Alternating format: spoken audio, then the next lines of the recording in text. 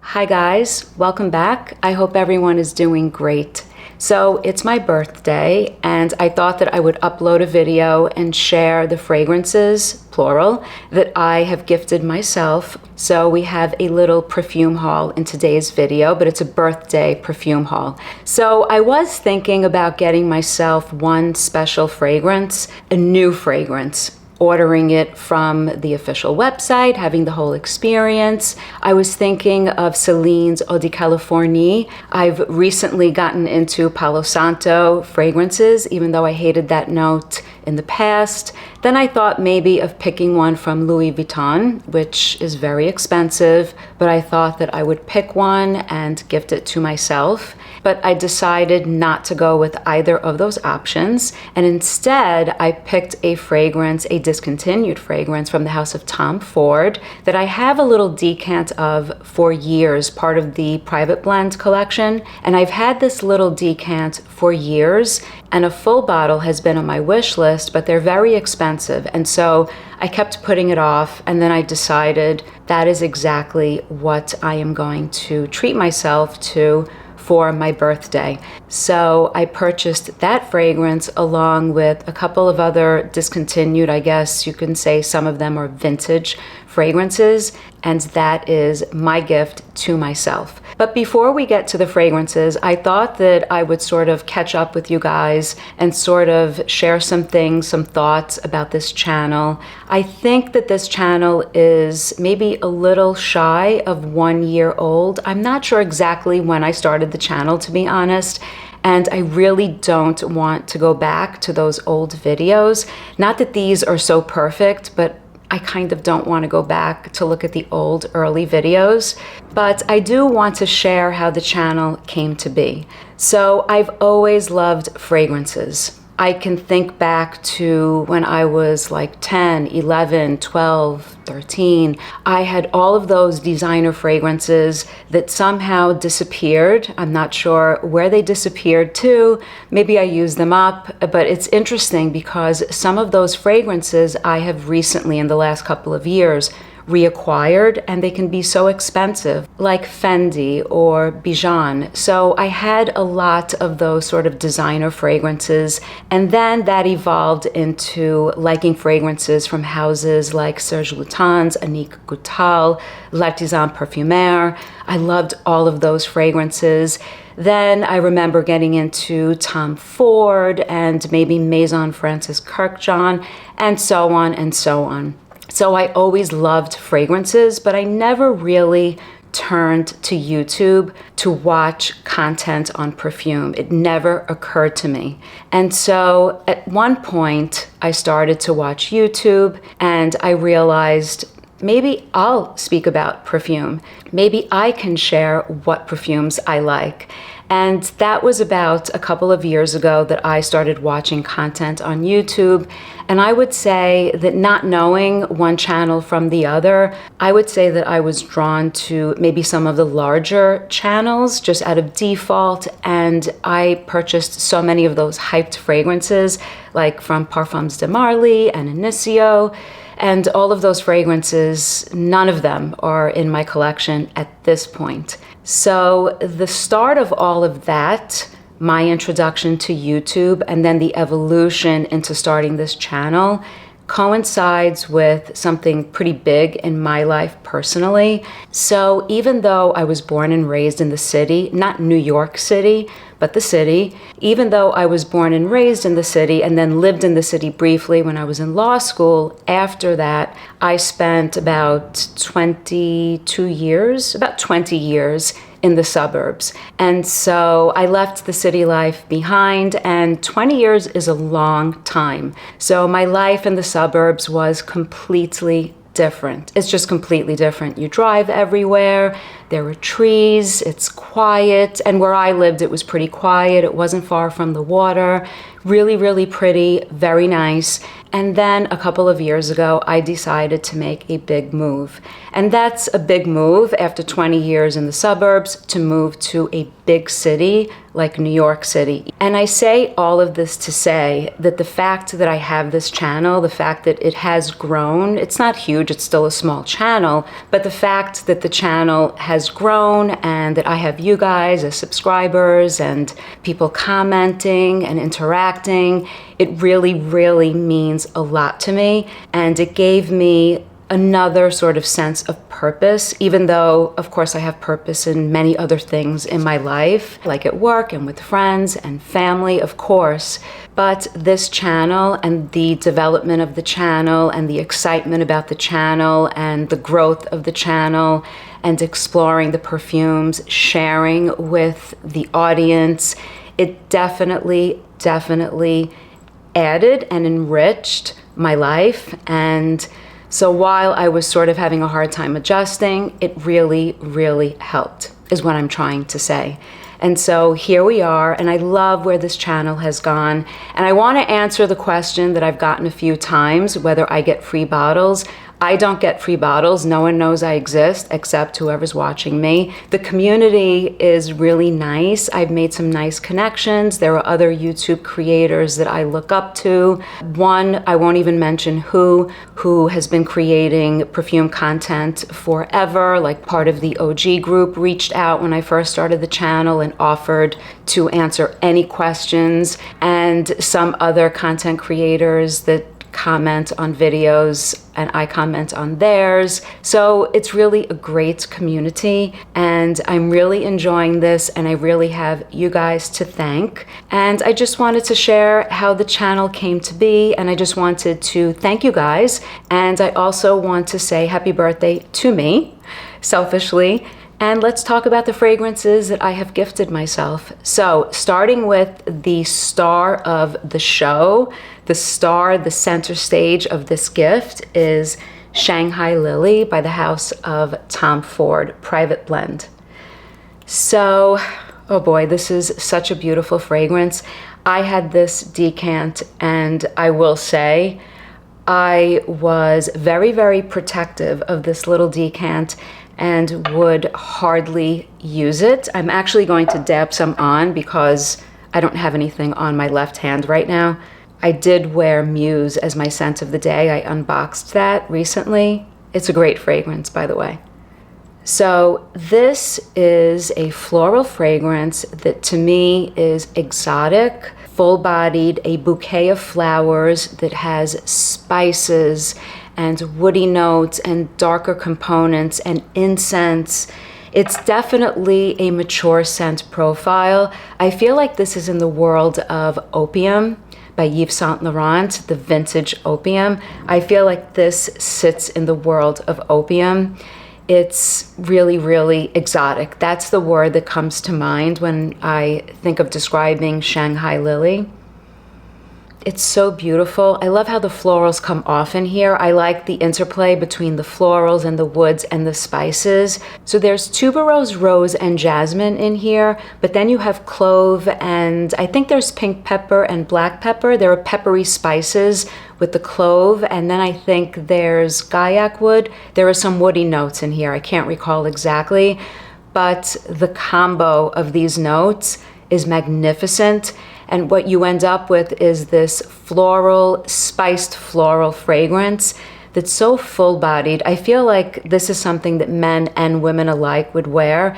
I almost feel like I'm getting carnation, but there's no carnation in here because it's coming off like a spicy rose. I love the clove, and I think there's incense in here. There's a powderiness, but I do get the incense. So I would say that this is exotic. That's the word I use with this one, exotic. Evening fragrance, mature floral fragrance. So that's Shanghai Lily. So the next one is from the House of Dior, and this is Dior Addict. And this is the 2002 version. The perfumer is Terry Wasser. And there are other iterations. If you look on Parfumo, it delineates the years when there are reformulations. So it's definitely a thing with Dior Addict. And this is the 2002 version, and this is really, really nice.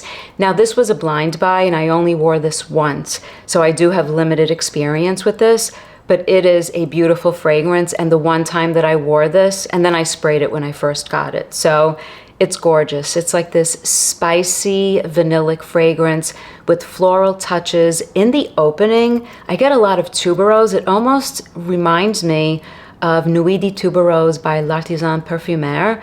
There's like a hint to that fragrance. I'm not saying this one smells like that one. This one is full bodied, there's vanilla, but the vanilla is spiced and it's warm. It's definitely not like a sugary sweet fragrance like some of the fragrances that are released these days. This is stunning, it really is stunning. It starts out a little more floral, and then as it dries down, I feel like it's vanillic and the ambery components come into play. In the full dry down, I noticed it got very ambery. It almost felt textured. So it's definitely an ambery backdrop, but it's a sexy fragrance. It's a gorgeous floral fragrance that's vanillic and spiced, and it's really, really beautiful. My only regret with this one is that I didn't go for the 100 ml size bottle, but it was a blind buy. Because I got the 2002 formulation, I wasn't really going to seek out a way to sample it, so I just blind bought it, and it's magnificent. So that's Dior Addict. So the next one is from the house of Balenciaga. This is from 2012. This is Flora Botanica. I love this bottle. It looks like Dr. Seuss with the stripes, and I love how the sides of the bottle are like a red color, and then you have some purple coming through. Really, really interesting. Beautiful bottle design, really nice, heavy. I love it. I really love this. This is a beautiful, beautiful fragrance. So this one fits in the world of fresh and clean, but yet at the same time, it's not a freshie. There's a mint note in here, but it does not come off like toothpaste. I know that when people speak of fragrances that have the note of mint, there's that concern that it goes into the world of toothpaste. It does not. It's gorgeous. It's rosy, but the rosy element of this fragrance is very green, like a green stemmed rose with green elements, with this sort of mint freshness. It's absolutely stunning. And this was a blind buy. It's discontinued, and I'm not sure why they would discontinue something so beautiful. So the perfumers, there are two perfumers behind this fragrance, Olivier Polge and Jean-Christophe Herol. I think I said that correctly. So there are two perfumers, and this is absolutely stunning. I like this a lot. I feel like I don't want to use these perfumes because I want to save them and cherish them, but this is a large bottle, so it's almost full as well. So this one is a great one. So this is part of my little birthday haul to myself, Flora Botanica by Balenciaga. So the next one is a 2016 fragrance. I had no idea that Quentin Biche was the perfumer behind this fragrance. This is Angel Muse. So of course I wore Angel back in the day. I can't remember the last time that I had a bottle of Angel. I definitely will never ever forget what that fragrance smells like. There is someone at work who always wears Angel, and I finally asked her, and of course, yes, she confirmed that she wears Angel, and she's been wearing it for years. And she said that she purchases the current version and purchases whatever is available at the time that she needs a new bottle, and it's always the same. She leaves a scent trail. I can smell her from a mile away. I enjoy it, but I don't own a bottle of Angel. So this is Angel Muse, released in 2016, and this is the EDP. I think there's an EDT. And this one has the Angel DNA, but there's this chocolatey sort of gourmand component. So you get Angel in the backdrop, but you have the gourmand chocolate aspects. So it is definitely sweeter than a lot of fragrances that I would normally add to my collection. It is definitely in the world of gourmand, but somehow the sweetness doesn't bother me, and somehow it doesn't come off like synthetic sugary sweetness, although I did only wear this twice, so again, I have to get to know the fragrance. But I do love this. The chocolate component is a hazelnut cream, I believe, a hazelnut cream accord, so there's this like nuttiness that comes along with the chocolate aspect of the fragrance, and you have the patchouli and the vetiver at the base, but then there are these berry notes as well at the top. I think it sort of gives like a nice contrast to that hazelnut, the chocolatey, nutty aspect of the fragrance. I love hazelnuts. I love Nutella. I grew up eating Nutella, So the hazelnut in here is very creamy and smooth. So that's Angel Muse. I'm glad to have this in my collection, finally. So the next one is from 1991, and this is from the house of Krizia, and this is Crazy Krizia. This is the EDP, the Eau de Parfum. I think there is an EDT and there's also an extrait or parfum. This is the Eau de Parfum, and this is a Dominique Ropillon creation. So this was a blind buy because this was discontinued as well. Actually, all of these were blind buys. And so this one is an amber fragrance, but it's not an amber like some of the other ambers in my collection. So this is not like a Ambre Perçu or Perfumum Rama's Ambre Aurea. It's not that sort of amber. It's not like Ambre Sultan by Serge Lutens, which I also own. This one has sort of this fresh opening, and then right behind the freshness comes all of the ambery, balsamic, resinous components with spices. There are woods in here. I think the note listing is pretty extensive for this fragrance. I feel like there is something in here that has a sort of, I don't want to say animalic, but almost like that skin, musky, animalic edge, a little reminiscent of Calvin Klein's Obsession, at least the vintage version, which I do have a bottle of. That one is a little tough for me personally. It's a little tough for me to wear. This one is a more wearable sort of version, but it hints at the vintage Obsession by Calvin Klein, in my opinion. It's definitely a full-bodied, spiced, woody amber fragrance, and it's nice. It's not my favorite of the bunch, but it is a nice amber.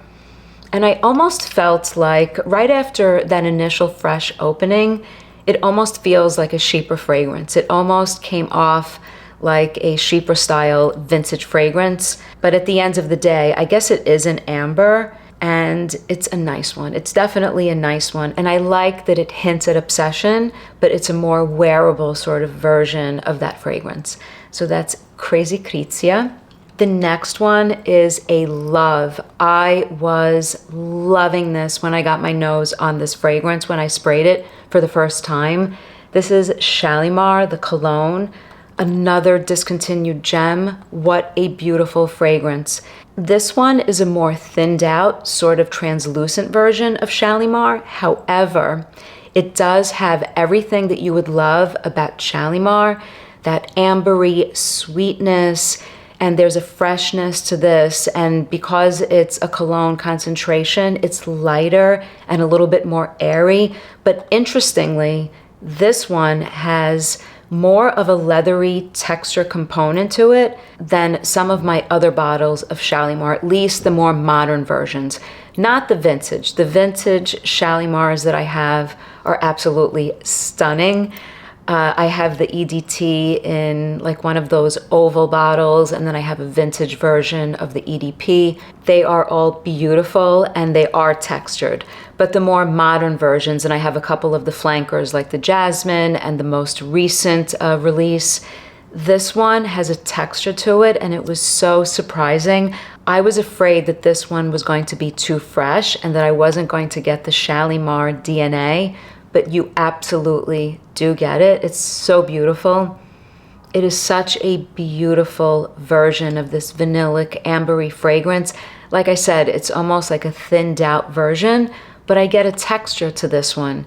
And I don't get that texture necessarily in some of the other bottles of Shalimar that I have, the modern versions. So this is absolutely stunning, and it was so cheap. I would definitely try to add another one to my collection, and then that would allow me to feel free to spray this all I want.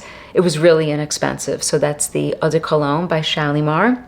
And last but not least is a fragrance that has been on my wish list for such a long time, a 2011 release by the House of Chanel. This is Chanel number 19 Poudre. I absolutely love this fragrance. I had a decant of this, and it's been on my wish list, and I finally purchased it along with this little birthday haul for myself. So the perfumer behind this fragrance is Jacques Polge, and this is a beautiful, beautiful version of Chanel number 19, which I love. So I have two vintage versions of Chanel number 19, And the star of the show is the Galbanum, a very green, powdery, floral, soft, ethereal fragrance. I absolutely adore my bottles of number 19. I love wearing them at night. If there's one fragrance in my entire collection that transports me somewhere, not to sound corny, that I feel transports me somewhere and that I would use the word ethereal, it's number 19. It actually is a fragrance that changes my mood. And I feel like the galbanum in the fragrance gives me a sort of fresh, almost like a cucumber, the peel of a cucumber aspect, but then you have the soft florals, but yet it's done in such a way, it's so soft and powdery and unisex. That's the thing, it's very unisex. This one, even though the original is powdery, this one amplifies the powderiness, and I feel like it diminishes the green aspects of the galbanum in number 19. And I feel like the soft powdery florals in here are a little more prominent. So I think this one is a little more full-bodied. It's less green, less fresh feeling, and more floral powdery to my nose. There's iris and jasmine, so the iris gives you a little bit of powderiness. And then at the top, there are some fresh notes. I think there's neroli and maybe mandarin. And then there's also tonka bean and vetiver at the base. So the fragrance is just a beautiful, beautiful sort of flanker or interpretation of number 19 that's more powdery and more floral. I just love it. I really do love it. I find this one maybe a little bit more feminine. I do enjoy it, but number 19 holds a special place in my perfume collection, and this one is right behind number 19. I love powdery fragrances, I really do. And as I'm speaking about all of these fragrances, I just want to say for the record, I'm getting wafts of Shanghai Lily coming off my hand. So beautiful. They're all beautiful fragrances, and I'm happy to have all of these in my collection. So let me know in the comments if you guys are familiar with any of these, if you own any of these discontinued gems. As always, guys, thank you so much for watching, your support, and your comments. Until next time, bye guys.